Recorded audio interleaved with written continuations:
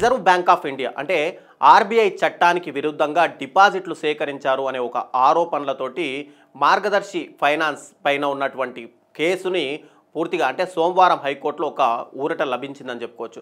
ఆ సంస్థ యజమాని అయినటువంటి రామోజీరావు మరణించడంతో ఇక ఆ సంస్థ పైన కేసు అవసరం లేదు అని చెప్పి జడ్జిమెంట్ సమయంలో హైకోర్టు స్పష్టం చేసింది. అయితే ఈ మేరకు మార్గదర్శి ఫైనాన్షియల్ సంస్థ దాఖలు చేసినటువంటి 2 క్యాష్ పిటిషన్లను ఇక్కడ హైకోర్టు అనుమతించింది.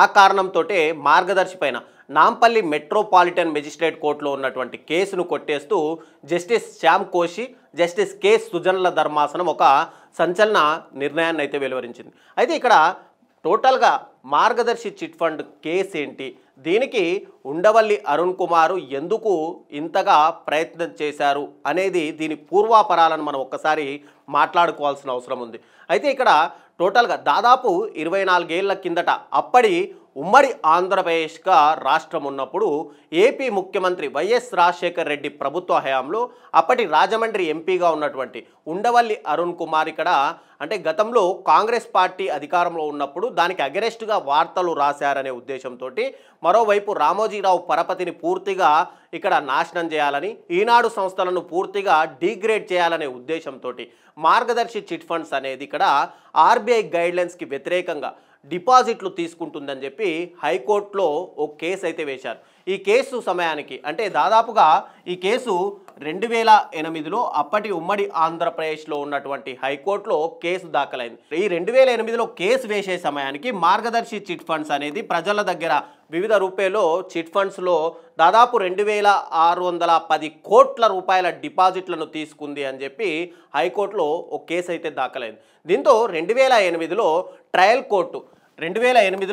కోర్టు ఈ కేసుని విచారణను ప్రారంభమైంది. ఈ కేసును కెట్టేయాలని చెప్పి మార్గదర్శి అప్పటి ఎండీగా ఉన్నటువంటి మార్గదర్శి రామోజీరావుతో పాటు మార్గదర్శి ఫైనాన్స్కి సంబంధించిన వ్యక్తులు కూడా ఇక్కడ ఉమ్మడి ఏపీ హైకోర్టులో 2011లో మరొక పిటిషన్ అయితే దాఖలు చేశారు.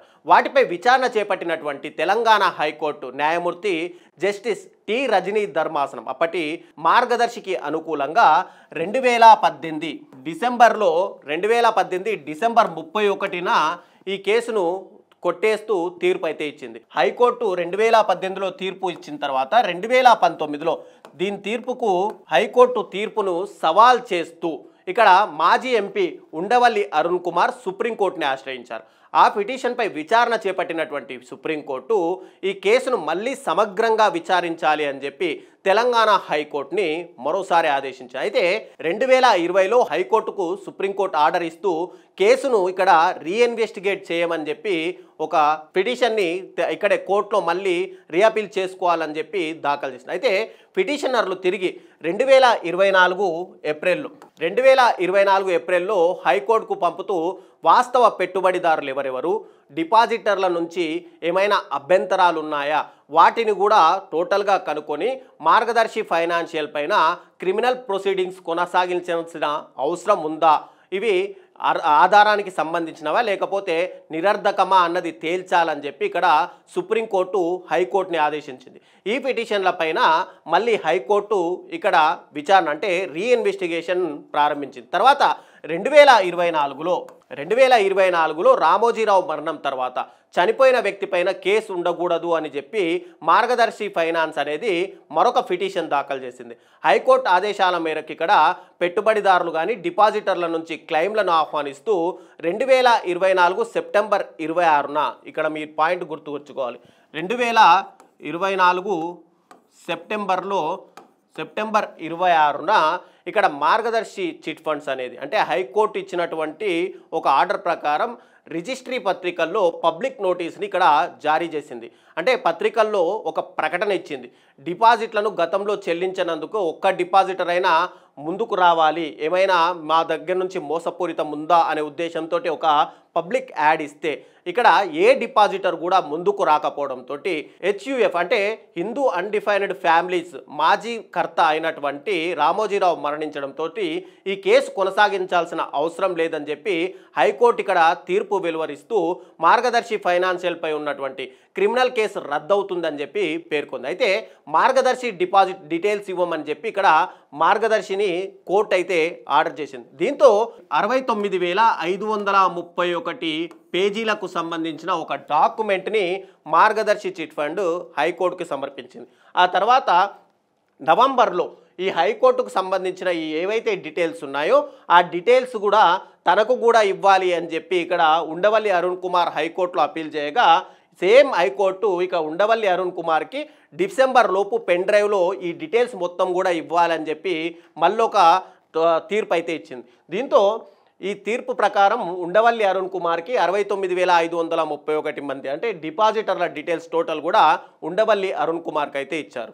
ఆ తర్వాత ఇదే సమయంలో ఉండవల్లి అరుణ్ కుమార్కి డీటెయిల్స్ ఇచ్చిన సందర్భంలోనే హైకోర్టు ఆర్బీఐకి ఒక ఆర్డర్ పాస్ చేసింది.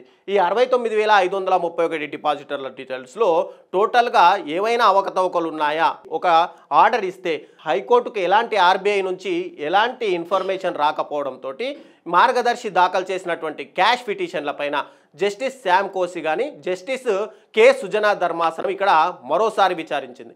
ఈ క్రమంలోనే మార్గదర్శి సంస్థ యజమాని రామోజీరావు మరణించారు కాబట్టి మార్గదర్శి తరపున ఉన్నటువంటి అన్ని తానే వ్యవహరించిన రామోజీరావు మరణం తర్వాత క్రిమినల్ కేసు అనేది ఖచ్చితంగా కొనసాగించడానికి ఇక్కడ లా రూల్స్ ప్రకారం అవకాశం లేదు. దాంతో క్రిమినల్ కేసుల్లో వారసులైనటువంటి వాళ్ళపైన చర్యలు తీసుకోవడం అనేది కూడా ఉండదు అని చెప్పి మార్గదర్శి సంస్థ మధ్యంతర అప్లికేషన్లు ఇక్కడ మరోసారి దాఖలు చేసింది. ఇక పిటిషనర్ అయిన మార్గదర్శి సంస్థ తరపున సీనియర్ న్యాయవాదులు ఎస్ నాగముత్తు, ముకుల్ గోహర్కి, సిద్ధార్థ లూద్రా, ఆర్బీఐ తరపుననేమో సీనియర్ న్యాయవాది ఎల్ రవిచందర్, తెలంగాణ తరపున పిపి పల్లె నాగేశ్వరరావు, ఏపీ తరపున ఏపీ ప్రభుత్వ ప్రత్యేక న్యాయవాది అయినటువంటి రాజేశ్వర్ రెడ్డి ఈ కేసులో పూర్తిగా వాదనలు వినిపించారు. అన్ని పిటిషన్లపై విచారణ చేపట్టి ఈ ఏడాది మార్చి 7న ధర్మాసనం అనేది అంటే 2025 మార్చి 7న ధర్మాసనము ఈ తీర్పును రిజర్వ్ చేసింది. ఈ తీర్పులో సోమవారం అంటే తాజాగా తుది తీర్పుని అయితే వెలువరించింది. అసలు ఆరోపణలు ఎదుర్కొంటున్న నిందితుడు చనిపోయిన నేపథ్యంలో ఇక మార్గదర్శి సంస్థపై కేసు కొనసాగించలేము అని చెప్పి స్పష్టం చేసింది.